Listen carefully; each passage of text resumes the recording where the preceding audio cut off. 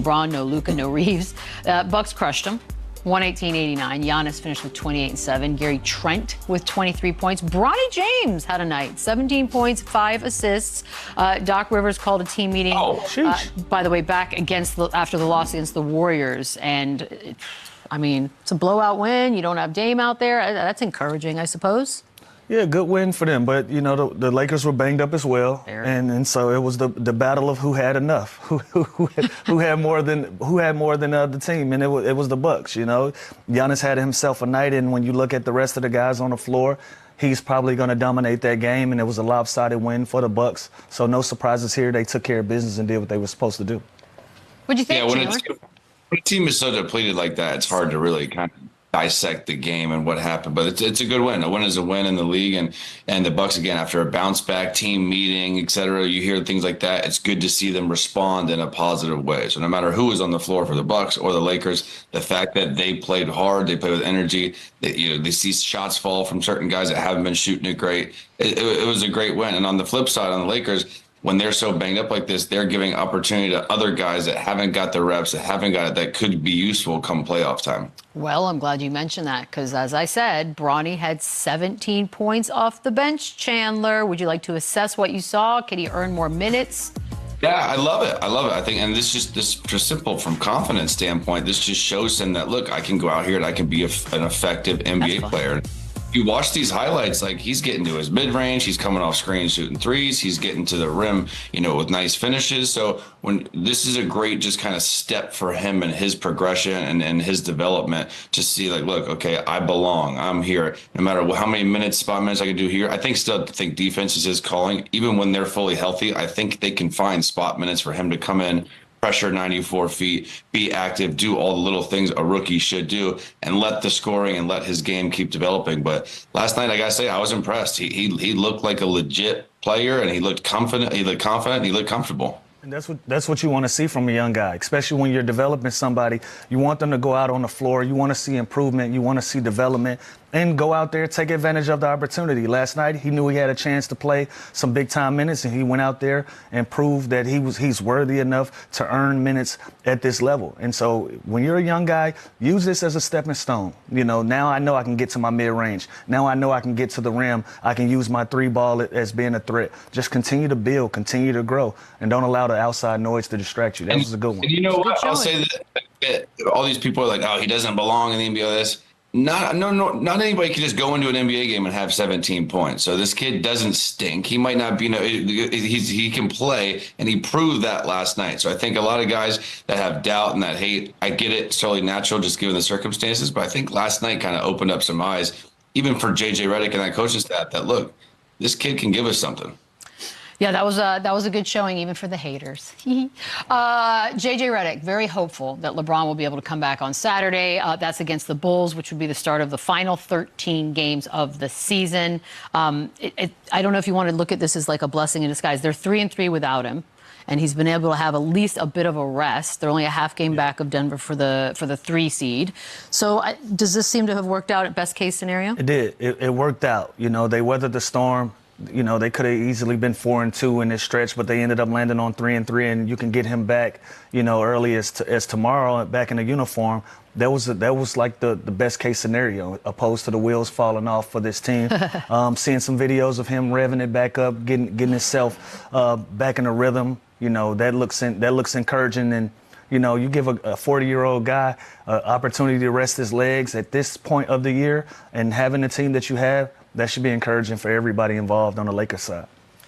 Yeah, the fact that they stayed 500, I'm kind of looking at Golden State. If, let's say, Steph misses the next 16, if they were 3-3 or 4-2, I think that's a huge win. So the fact that the Lakers were able to stay afloat, we're able to kind of get production from other guys, I think was great. Even a game like this, where now you see Cam Reddish get minutes, Shake Milton get minutes, Bronny James get minutes. These are opportunities that they haven't really had as much this season, with Austin Reeves out, with LeBron out, with Luka out. And who knows, their number might get called in the playoffs in a series, and they might have to play a 4 or 5 minute stretch where they're going to look back on games like this where they had the reps, they had the experience. So obviously LeBron, he's coming back soon. They're a completely different, better team with him. But this team is going to probably make a deep run in the postseason, and they're going to need everybody at a certain point.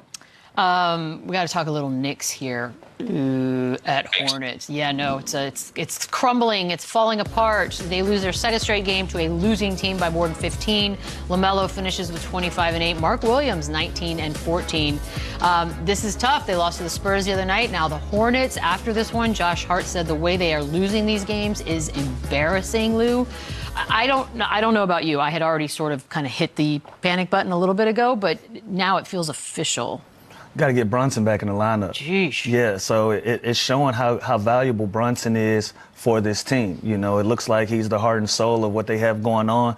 It just looks like something is missing there with the Knicks, right? And it's obviously their all-star guard. They're missing him.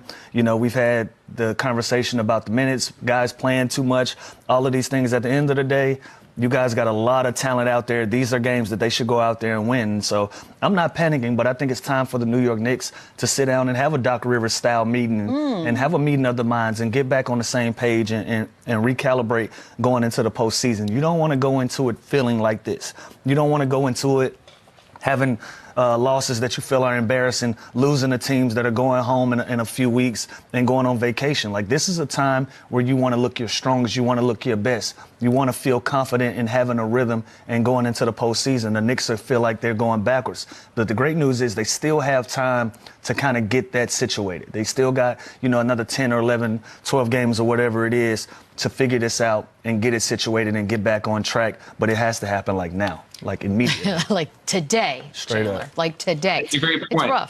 This is when you want to see teams peak. This is when you see teams dial in, and the Knicks and the Cavs, they're going the complete opposite way. And I love Deuce McBride, but he's not a point guard. I'd rather than let him still come off the bench and score and start campaign at point guard while Jalen Brunson's out. But it does show the value of Jalen Brunson and how important he is to this team. But it is embarrassing. I'm with Josh Hart. It's embarrassing. Well, you're losing to teams that are trying to lose. Like that is not ideal. So again, I think they still have enough. They still can be a great defensive team and hold teams under 100 points and still win games without Jalen Brunson. But I'd like to see them tweak the rotation a little bit. Let Deuce McBride continue to do what he does off the bench, score, bucket, shoot threes. Right now they're having him playing at point guard, and they just have no flow on their offense. Wait, can they be a great team defensively without Jalen Brunson? Because Charlotte had 115 points. Like I'm a little confused what they're doing. Like with Bridges and OG, like that's when I think of Jimmy and Draymond, Bridges and OG. That's another kind of versatile 6'8", 6'9" wings that can switch everything.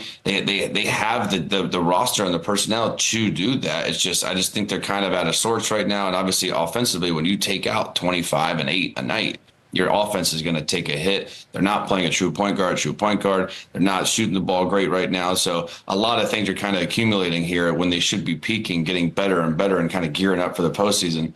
They're going the other way, and it is a little bit concerning because the teams behind them, the Bucks, the Pacers, they're pretty well.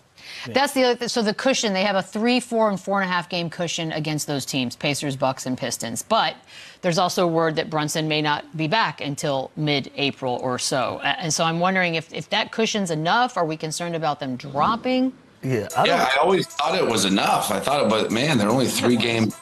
They're 3 games up and what, like 14, 15 games left or something. Yeah. So I mean, it's they need Jalen Brunson back first things first, and I don't understand why a sprained ankle is taking this. Clearly, it was a high ankle or big, grade 2 or whatever you call it. But they're a completely different team without him. But I always thought they had this huge cushion. There was no way they were going to lose the 3 seed. Now here we are, a month left in the regular season, and it's dicey for them because these teams behind them are the Pistons. They're playing well. The Pacers, they're playing well. Milwaukee Bucks, they're healthy. They're starting to play well. So they need to get it in gear. They need to get it in gear quick.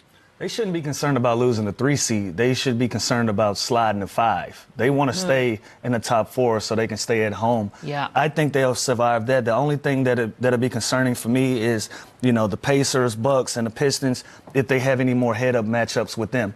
That can sway this thing in one game.